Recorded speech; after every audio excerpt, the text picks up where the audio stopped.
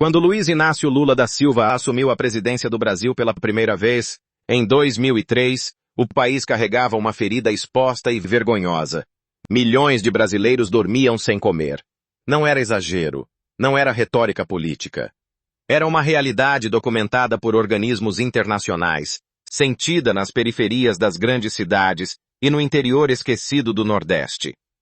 O Brasil, um dos maiores produtores de alimentos do planeta, convivia com a absurda contradição de exportar grãos para o mundo enquanto crianças passavam fome dentro de suas próprias fronteiras.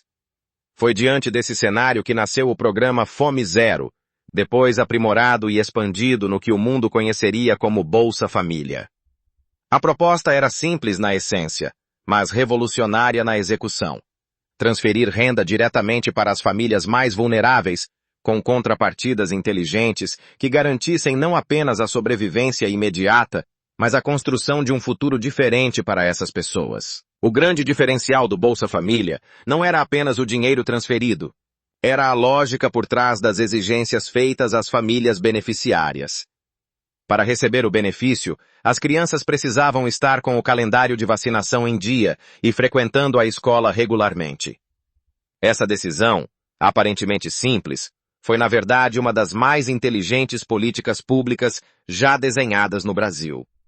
Ao vincular o auxílio financeiro à saúde e à educação, o governo criou um mecanismo de proteção intergeracional. Não se tratava apenas de alimentar uma geração, mas de garantir que a próxima geração tivesse ferramentas para não precisar do mesmo auxílio. Crianças que antes ficavam em casa ajudando os pais a sobreviver, passaram a frequentar as salas de aula. Postos de saúde que antes eram ignorados passaram a ser visitados regularmente. O programa funcionava como uma rede que segurava quem estava caindo, mas também como uma escada que permitia subir. Um dos argumentos mais desonestos usados contra o Bolsa Família sempre foi o custo. Críticos pintavam o programa como um peso insuportável para as contas públicas, como se fosse um desperdício de recursos. A realidade, porém, era completamente diferente. O Bolsa Família consumia uma fração mínima do orçamento federal, muito menor do que gastos como os supersalários do funcionalismo público, as isenções fiscais concedidas ao agronegócio, os subsídios para grandes empresas ou os juros pagos aos detentores da dívida pública. Enquanto esses gastos beneficiavam uma minoria privilegiada, o Bolsa Família movimentava a economia de baixo para cima. Cada real transferido para uma família pobre era gasto imediatamente no comércio local, na padaria do bairro, na farmácia da esquina, no mercadinho da cidade pequena. Economistas calcularam que cada real investido no programa gerava mais de R$ 1,50 em atividade econômica. A roda da economia girava, e os efeitos positivos se espalhavam para todas as classes sociais, não apenas para os beneficiários diretos. O Brasil não precisava se defender sozinho. O mundo inteiro reconhecia o que estava sendo feito. A Organização das Nações Unidas para a Alimentação e Agricultura, conhecida pela sigla em inglês como FAO, celebrou o Brasil como um exemplo global no combate à fome.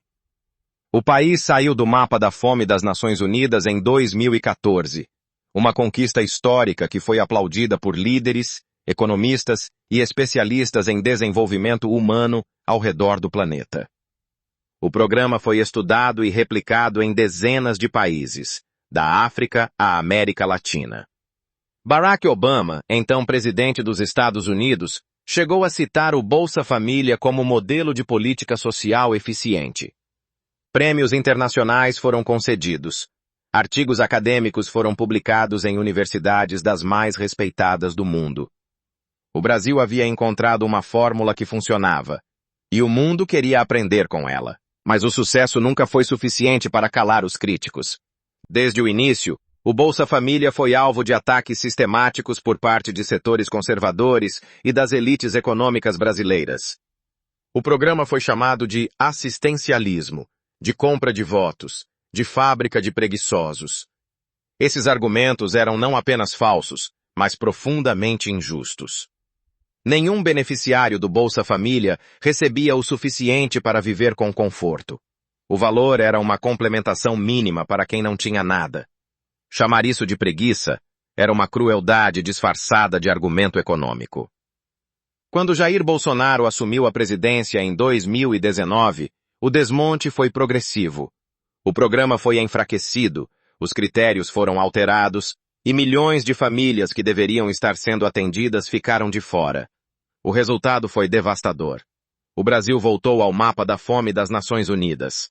Filas em açougues para pegar ossos e gordura descartada viraram imagem, símbolo de um país que havia regredido décadas em questão de anos. A pandemia agravou tudo, mas as escolhas políticas do governo federal tornaram a situação ainda mais cruel. Quando Lula foi eleito pela terceira vez, em 2022, uma das primeiras medidas do novo governo foi recriar e fortalecer o programa de transferência de renda, agora novamente chamado de Bolsa Família, com valores mais altos e uma estrutura mais robusta. A tarefa era hercúlea. Não se tratava apenas de retomar o que havia sido construído, mas de reconstruir uma estrutura que havia sido deliberadamente destruída. Famílias que haviam saído da pobreza voltaram a precisar de ajuda. Crianças que deveriam estar na escola estavam fora. O trabalho de 2 décadas havia sido parcialmente desfeito em 4 anos. A lição que fica é dura, mas necessária. Políticas públicas eficientes, premiadas pelo mundo, capazes de tirar dezenas de milhões de pessoas da miséria, podem ser destruídas por escolhas políticas equivocadas ou por interesses que nunca enxergaram nos pobres nada além de um problema a ser ignorado. O Brasil já provou que sabe o caminho. A questão é ter a coragem e a continuidade para percorrê-lo até o fim.